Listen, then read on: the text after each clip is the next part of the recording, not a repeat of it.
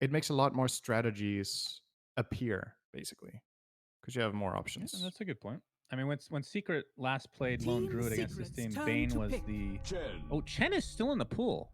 Okay, Chen and Enchantress in the same lineup. That's Whoa. very cool. Not sure how I Very, feel about this. yeah. Wow, that is So very weird. I'm gonna assume that the Chen is a core for now. 10 seconds Okay. remaining. And that he will be getting auras, and then they're gonna play it on Toby. The alternative is 5 that Toby plays seconds Ench, which remaining. would be more expected and more common for them, I guess. But I don't think he has a good lane matchup yet. Like, theoretically, Enchantress is really good against Lone, but since the changes to Untouchable, I think Lone Druid fares very well in that lane. I would just conceptually, I would think that when Untouchable was a non-ulti, different story. Then you could, just level Radiant it up, and team pick. he couldn't really do much to you. Okay. Doom for Team Secret. Yeah. Okay. Somebody to eat creeps. No Yeah. good Doom target though. Actually, they're not picking this for Doom. They're picking it for Devour. It feels like, and for have somebody frontline that buys Team auras that makes Lone Druid Secret's strong, turn like to battle. Vlad's. Oh my god. I mean, we mentioned the Brood. I didn't think it was going to come out because there's an Earthshaker, but obviously that's not really a thing until later on when you give a Blink Dagger, I suppose. For early lane domination. 4th pick Brood. So, of course, Team Secret will get the last pick, the last pick. This And 10 is seconds remaining. wow, cool The lineup. good news for Secret is that 5 seconds their remaining. 4 heroes can go to different lanes, so they don't have to put any of their heroes against Brood. They can last pick something else that can handle the Brood pressure in the mid lane. I do think so. Viking's draft feels a little bit all in to me. It's like we need to hit a mid game timing with all of our summons, and if we miss that one, stuff is going to get really difficult. See Secret here, banning Bloodseeker, a good tempo carry that would have matched what they're trying to do with the early fighting, letting the summons run in and build up yourself in the fight. It's been a hero that Viking like a lot. They played it against Secret in one of the really close games 2 days ago. So they're just they're protecting themselves here, basically. 10 seconds remaining. I'm trying to think about what hero Secret would want against Brood. Like, what do you 5 pick in this seconds meta? remaining. Kunkka stands out as a very good pick. It's also a Secret favorite for Nisha. I would imagine that's the ban here. So let's say that's banned. What do you have that is good against Brood? Monkey King is very good. Nisha also plays that. Mars, I would say, fares very well against Brood in lane. Just free farm. Mars mid? How often do we see that? It's not very common, but you could do it. Timbersaw would be fine. It's actually a really good Timber game. How about the currently. old school Tide Hunter? Is that even good Tide? anymore? Absolutely, against yeah. Brood? You could definitely play Tide mid as well. Like, I what would you want out of love your to mid see hero, more if Tide. it's a Brood mid, you just literally want a hero that doesn't get owned by spiders. And there's 2 ways of doing it. Either there's the Kunkka ban. Either you're physically immune, or you kill them fast, or both, right? Which is kind of Tide Hunter's specialty. His Anchor Smash is good, and he has Kraken Shell. Let's see it. Last pick Venge. How about Axe? Is Axe still good Also a against Brood? possibility. I think it's weaker and less reliable. Overall, I kind of like the Monkey King the most, I think. Also because we're very focused on this Brood being mid, but it doesn't have to be. Like, Viking will have the choice of being like, okay, we're counterpicked in mid, so we're going to put it in a side lane against Lone plus X or against Nature's Prophet plus X. But ideally, you definitely want the Brood mid. So if you can disincentivize it or at least break even there, I think you're fine. To me, this kind of Viking lineup is actually very risky. I think it's a high-risk lineup that in the right hands can look completely deadly, but 2 or 3 missteps and this lineup just falls off really hard, in my opinion. So they're definitely on a It feels clock. like they came in with this strategy in mind. It's Choose tiny. your Okay, hero. I haven't seen that in a while. Another hero that can deal with that. Yep, for sure. Get tree grab, you have the cleave. Maybe what Secret we're looking for in this instead of the Monkey King is a way of initiating fights, because that's something they're a bit low on right now. They don't have catch. They have a fissure, and that's it. Now Nisha can buy a Blink Dagger, initiate fights. And as soon as I feel like if Secret get the jump in the fights, they're in a really good spot. Like, if they open and get 1 key pick, then there just isn't that much counterplay. So I know you love to ask this every game, so I'm gonna say it before you even ask. Hey, you got to let me ask. Okay, that's part of the Ask me. process. Say the thing. Whose lineup do you like more? Not looking at the team, syndereN. Dire. 10 Dire. seconds Okay. Yeah. remaining. Whose team has more spice to it, syndereN? 5 seconds remaining. Come on. What's that supposed to mean? Come on. It's Radiant? yes, Viking's lineup is super crazy. How can you not like it? It may be complete garbage when the game is over and we can say, "Hey, Damn, they that's picked this knowing it could be garbage," but it's cool. You know, yeah. Chen and Chantress It on the same team. Brood. I don't know if I could ever root for a Brood, but this is the one time maybe I'll make an exception. I feel like it's either gonna look amazing or weak, not like in between. I don't Yeah. think this lineup is gonna do okay. That would surprise Mhm. me a bit. It's either really gonna work out wonderfully or they're in trouble. And So yeah, this will be a disregarding the carry venge, teams, by the way, and yeah, off safe lane lane bench Chen. carry. I like that, to be honest. I think that's the kind of hero you want to pick in this game. You want tempo. You want somebody that is ready and online when Chen and Brood want to fight. You need a carry that can take initiative and get something done. Stun swap, really nice. It's probably the best carry they could have picked, or at least one of them for their strategy. So I like the pick. But yeah, I'm a little bit worried that this Brood feels a bit too shoehorned in, and that Secret could easily adjust to it. But let's see once we get into the game whether they can deal with it or not. Yeah, like you said, It's like all about that mid regardless, game. disregarding the teams, I would pick the Dire to win this game. And when we have the teams on top of it, I pick it even more because I still think Secret is superior to Lycan, even though they showed Prepare good for form battle. last time they played. What do you think of the idea of, like, you know that I love this already, but not to make your opinion influenced at all in any way, syndereN. As a team coming in with, I don't know if this was predetermined, but coming in with like a crazy, they know this is off the wall, right? This strategy. Yeah. Kind of going all in on game one versus, like, let's say you lose game one and then you try this. It almost looks desperate. This is more, let's just see if it works. If it's a shit show, hey, we always have another game that we can play in this best of three, right? Do you like that mindset? I like the mindset that you go into a series and you have a strategy that you've theory crafted that if the conditions are met, we're gonna try this, and then you try it. I think it's great to do in game one. I feel like they would be more reluctant to do this in a game two if they lost the 30 first game seconds first, to because battle. then they might want to stick with something a little bit more stable. Yeah. But yeah, I agree. I don't think Vikingg would have done this if this was a best of one, as an example. I feel like they might not have done that at least. This I mean, feels like a maybe. best of one lineup, actually, if you think about it. Like the high risk, high reward, right? Aren't those the cheese games, if you will?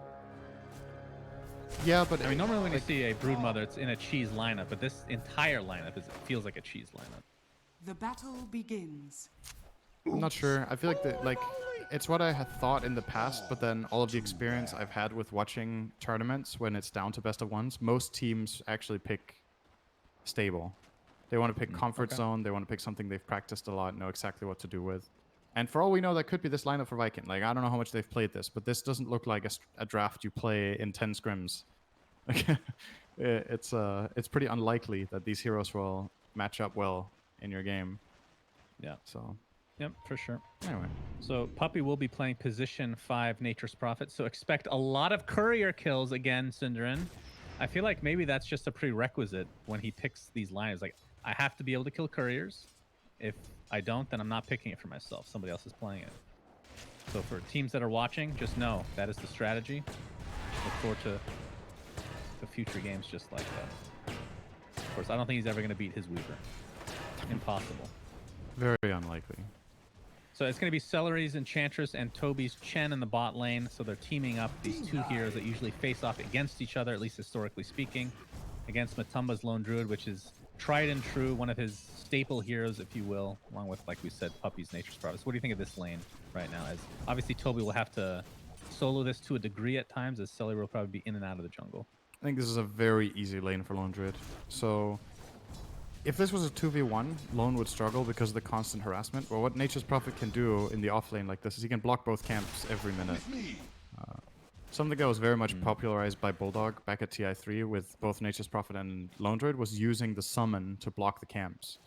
And Puppy is obviously very aware of the way you do this and when you time it and how to do it correctly. So You see him looping around the treants here to run away from Enchantress. She wants to enchant one of them, but he's going to put both of them in the same camp and stand in the other. So even if she were to enchant one and run it out, the other one is still protecting the camp.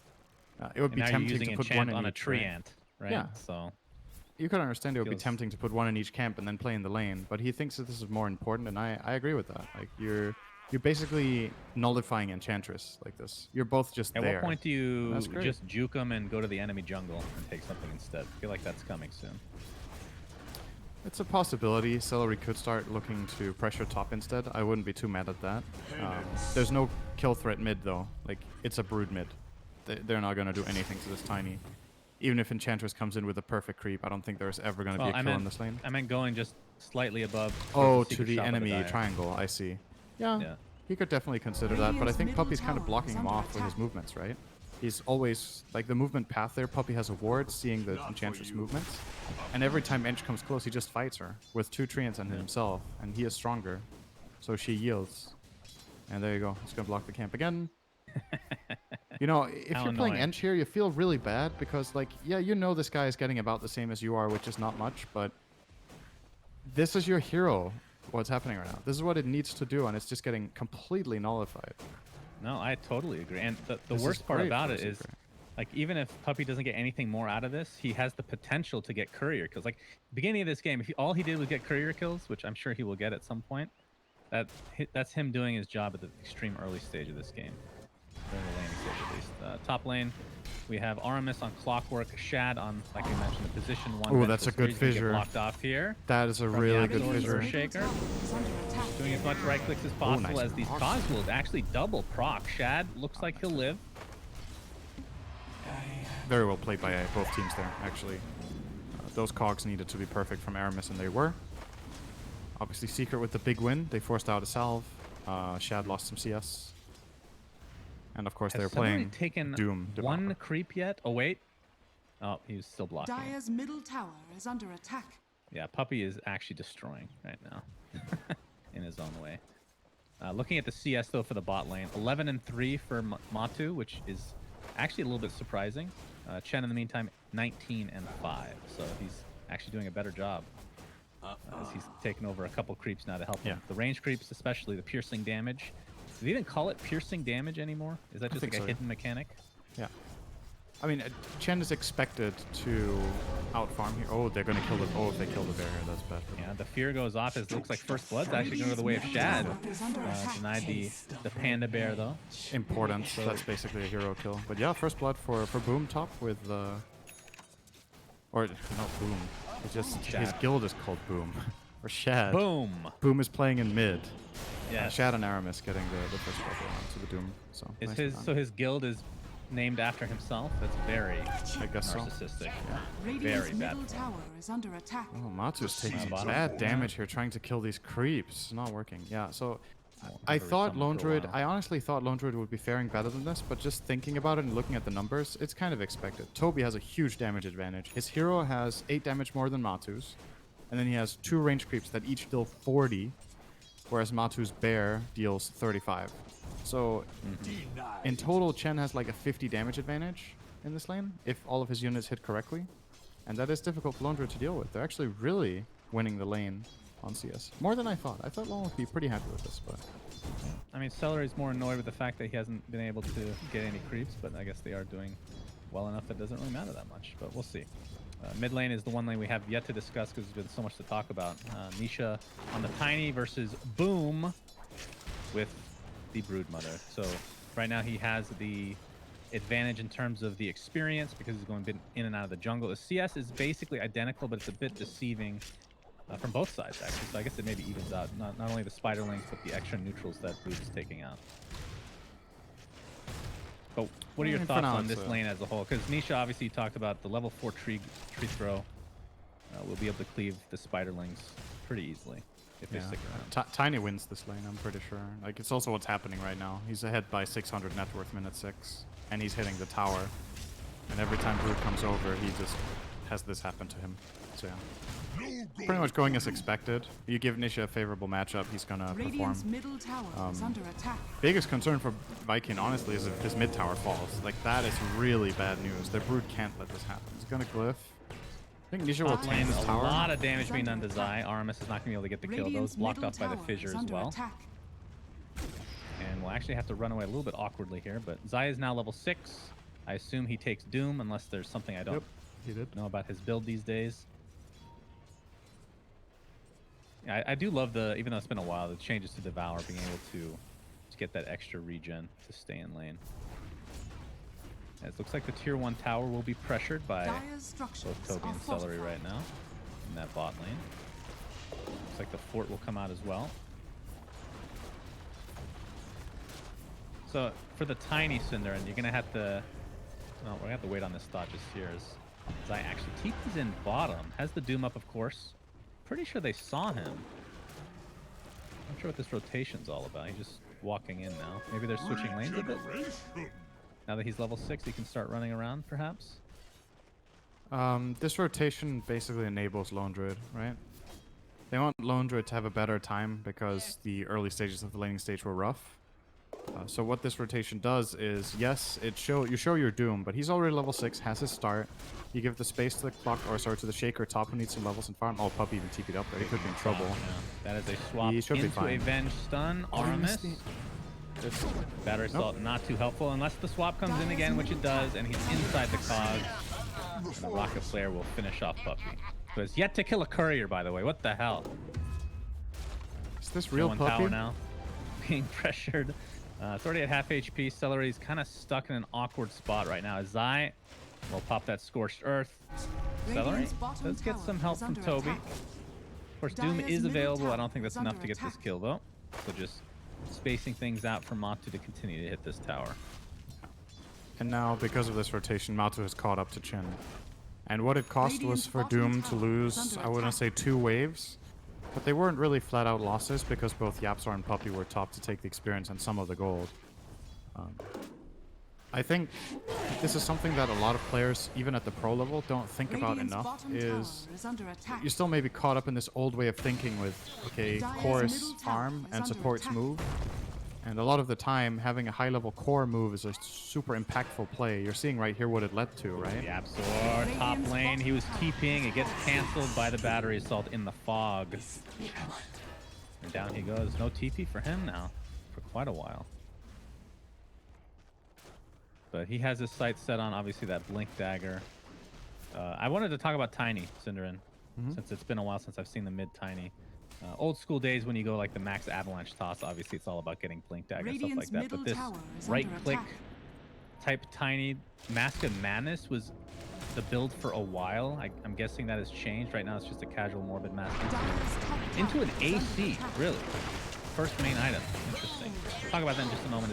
Aramis trying to go for this outpost. Oh, nice it looks swap. like it will remain in Secret's favor. As Shad, yep, the toss, or the swap into a kill. So actually both outposts going to Secret right there. That's pretty big, despite losing all they lose is the position 5 Puppy. Yeah, I think they'll take that, especially if they can defend their tower here. I'm not sure they can, though. This push is extremely powerful. It's level 4 Venjora.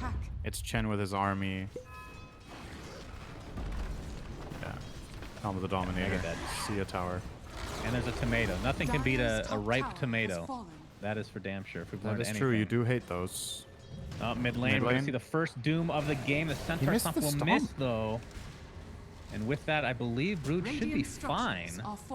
He's extremely fast, but he actually has run out of web. Zai's going to continue to chase under the tier 2 now. The Scorched Earth is dealing a lot of damage, but there's the heal from Chen, and you're seeing the Diffusal Blade being shown. Zai able to get the stomp only onto one hero, though. He's going to have to tank this tower. It doesn't look to be in his favor this time around. They do get the tier 1 mid, though, Secret, but looks like they're going to have to fall back now. Yeah. Nice Hand of God. Vikingg are very good at using this spell as late as possible to bait. They did the same thing in their last series against Secret that I think Celery was playing Chen. They had a really big play come out from a Hand of God turnaround. But, like, this wasn't really a win for them. They lost their tower. And I think the Doom is worth less than the tower right now. Zai is definitely slowing his own game down to try to benefit his team from a macro perspective. Like, yeah, his farm isn't that great, but you're getting a lot of space for Lone Druid. You're opening up the map. You're getting Shaker a bit of a space bottom so he can get a dagger. All these things contribute a lot. And hopefully for Zai, he can still manage to kind of recover now. Because his net worth is not looking great anymore for a safe laner. Yeah, that is for sure. Matu's build, by the way, will be the typical Mask of Madness first on the bear into an MKB. So we've been seeing a lot of Deso into AC. He's not going for that. Celery. Oh, wow. That Nature's Prophet ult brought him down extremely low. He's baiting a little bit here as Doom's going to get netted up.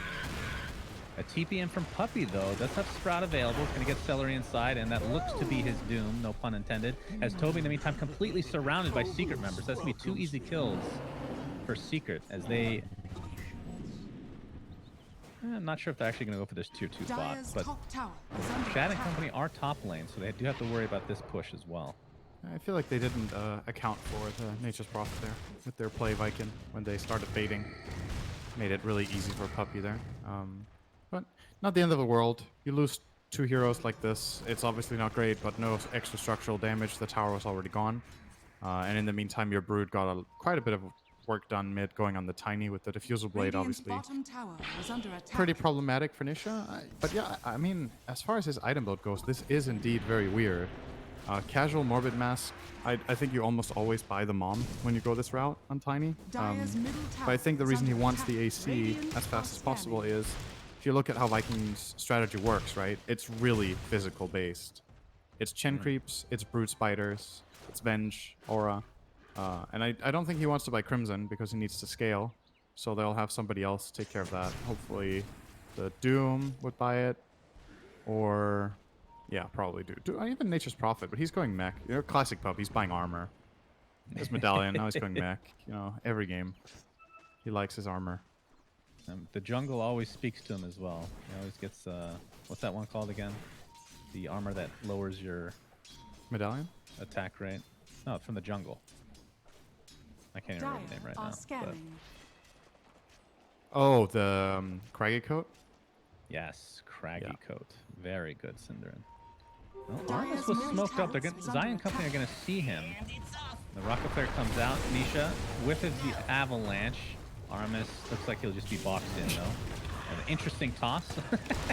Either way, this will be a kill going away with Secret again.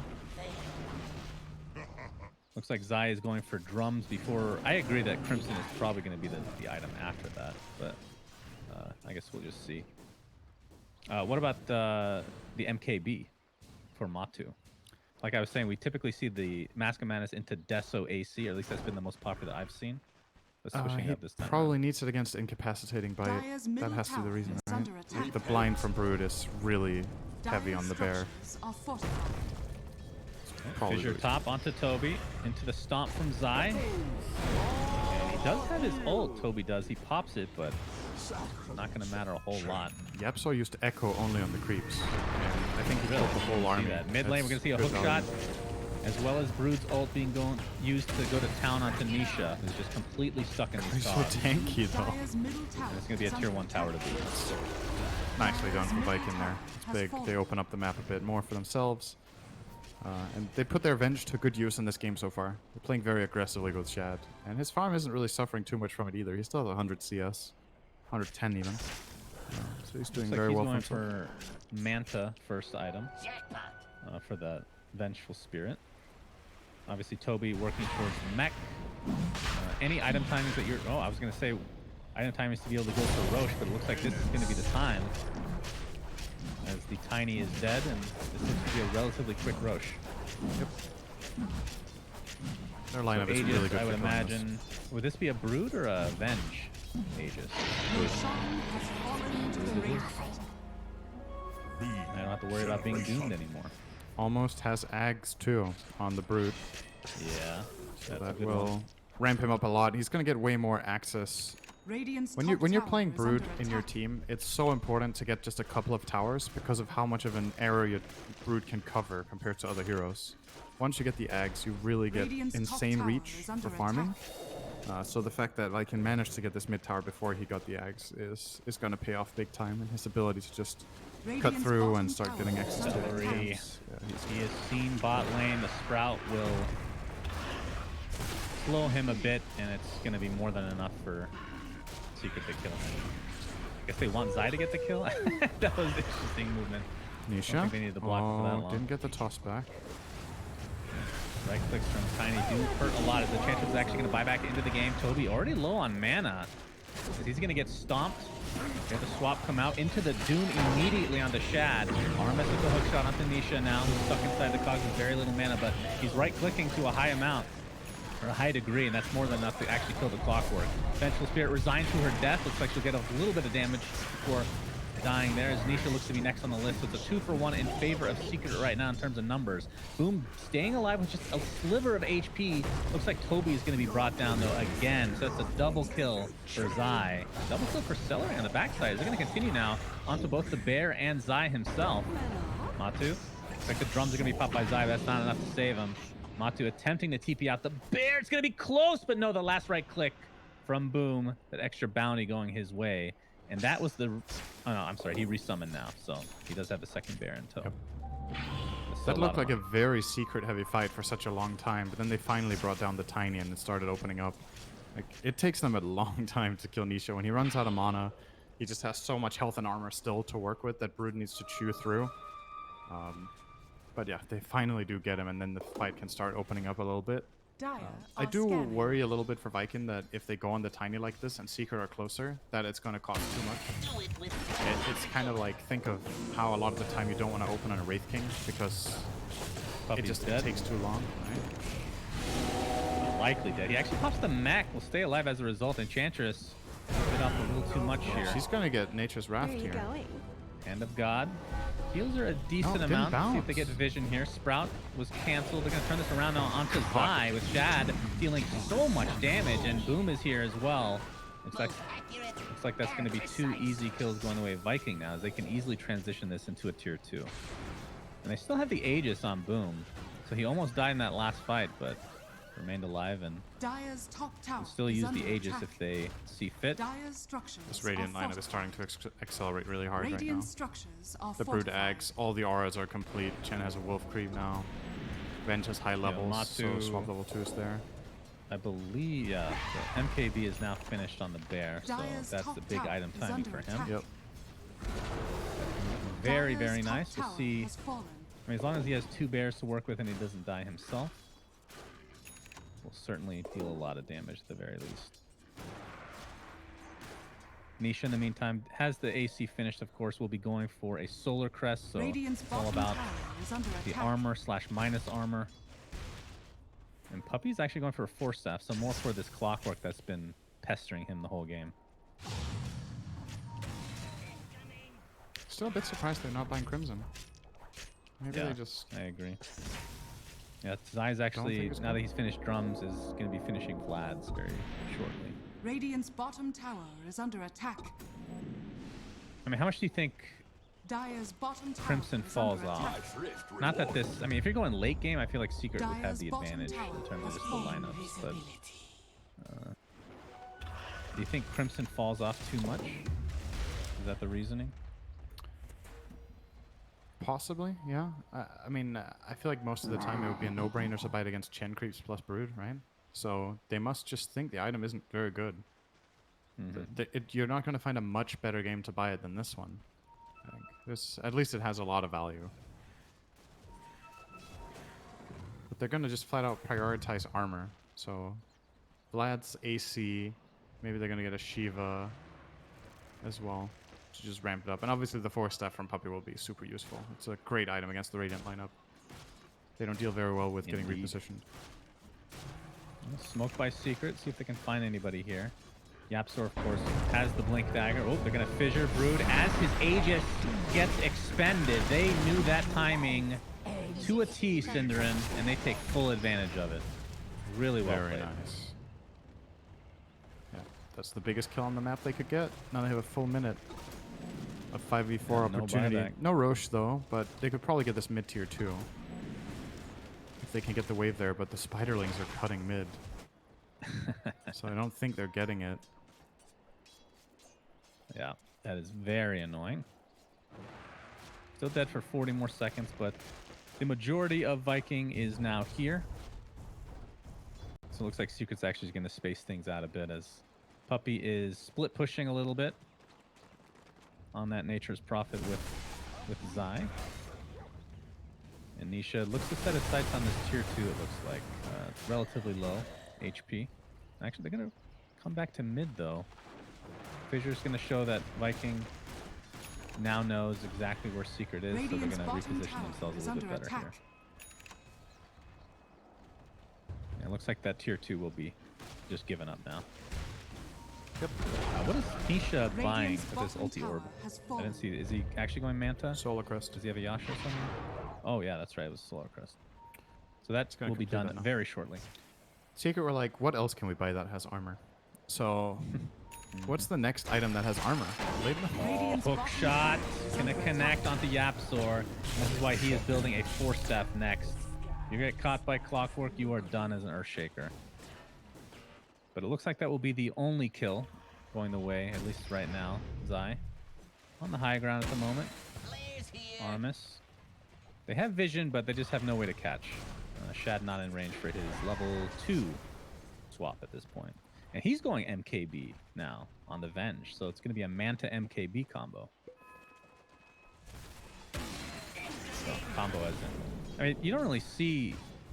How often do you see Venge position 1 these days, syndereN?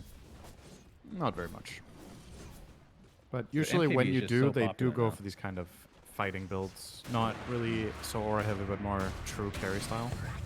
So it's not that surprising. And the nice thing about the MKB proc in this game is that you're looking at the enemy team, right? And how much they're stacking up on armor.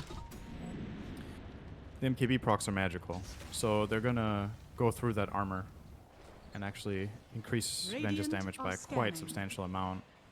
So I like the logic there. It's also just become a lot more popular, this item in general. I think people are opening up to the fact that it's also received some buffs. So, I mean, it's multiple things at once. Next big item that's going to be added to Dota will change your attacks to magical damage, syndereN. Oh, wow. Where do you have that idea from? It's from Heroes of North. It's really good, though. I actually think it would be, if you balance it right, it could be pretty fun to have in the game. Just as an option to, you know, get more mixed damage. Because a lot of these lineups, like you're talking about, they can be countered if you just get a lot of armor, if you're all physical, or if you just get a couple BKBs for all magical / fight. So you can, it's a nice way to itemize and change things up. As Nisha's gonna pound upon this tier 1, and that looks to be, oh, Toby's actually here, surprisingly enough. But he will retreat.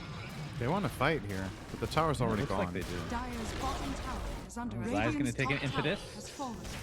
Shad, of course, that is one way to initiate getting that swap online. But of course, you are playing a position 1 Venge as Armis.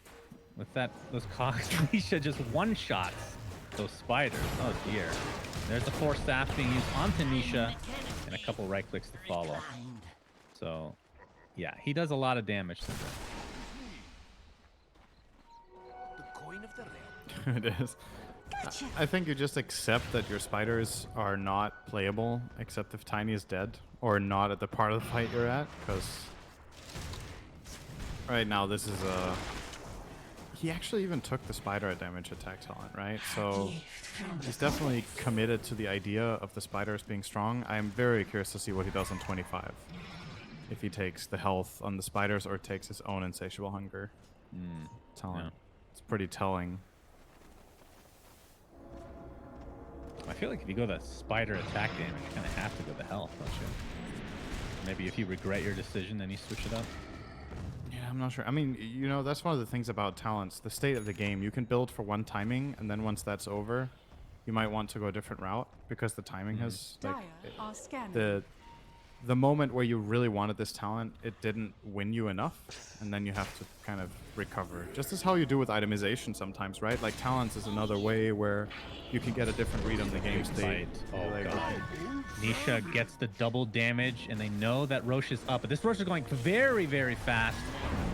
And looks like Clockwork's going to try to slow things down. But a huge Echo Slam by Yapzor to 3 heroes. But Rosh is taken, and Boom is going to reap the rewards.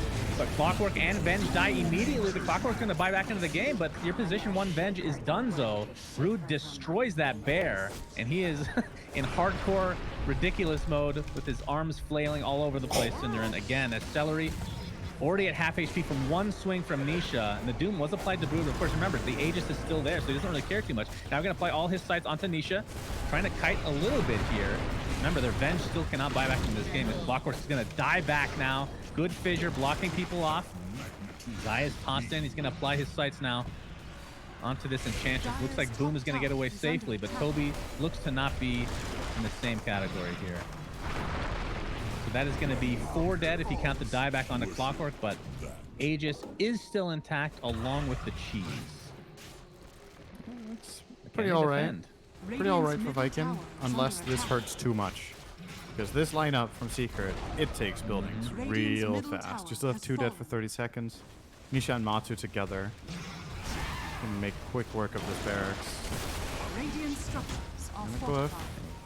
They need their Clockwork. Oh, good fissure. Fissure into the Stomp, and that is enough to kill the Venge again, and the Illusion on top to add insult to injury. And they know she doesn't have buyback because she just didn't use it before. So Oh my definitely God, not Brood can't online fight as this. Boom pops the BKB and his ult, but it's not enough Radiant's middle to withstand this right-click damage from Nisha. This is crazy. The minus armor is insane, and that is the Aegis down. The melee racks has already fallen. Nisha, not a whole lot of mana to speak of. See if they can kill Boom a second time. Doesn't look to be the case. Diffusal now on Matumba Men's Bear. Nisha, looks like Secret want to back up here. 15 seconds and the Venge will return. That was a huge kill on Venge, and that kind of opened up everything for Secret as they now sport a 7k net worth lead at 28 minutes. Now they're going to apply some damage to this tier 3 here in the bot lane. By apply damage, I mean they're going to kill it very easily. All right, Venge is here now. The stun on top of the barrier. good Doom Big stun Stomp. from Zai. Essentially a Ravage into an Echo Slam. My lord! This Wombo combo from Secret will ensure a second Rax at the very least.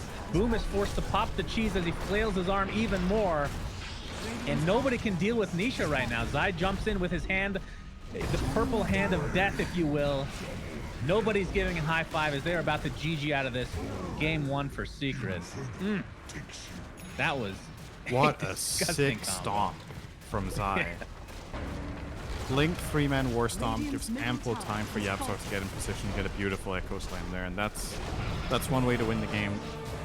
And that's what we were talking about with Vikingg, right? Like, this lineup, I actually think they played it pretty damn well. And once again, like, I want to give this team credit every game we see them play against Secret, even though they've lost 3 in a row now. Like, they're playing good Dota, but you're playing a lineup that's so volatile that if 1 or 2 moments go wrong, everything can just fall apart. And it's not just your own lineup, it's what you're facing.